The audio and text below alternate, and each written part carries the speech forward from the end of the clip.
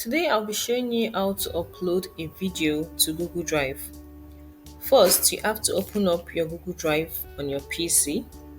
Now you click on the top left corner of the screen, which is the new icon, the plus icon here, and you select or click on File Upload. And it will open up all files you have on your PC. So you locate and click on the video you want to upload. You can upload multiple video by using the control button on your keyboard. You long press the control button, then you select the video you want to upload with your left mouse.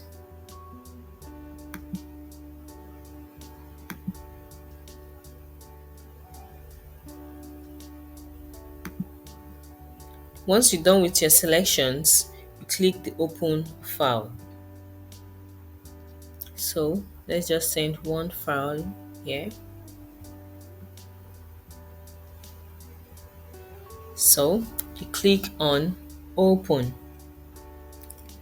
Now at the right bottom corner of the screen, you'll find the uploading process. And once it has been uploaded, it will show a green tick here. So once it's uploaded, you'll find the file here.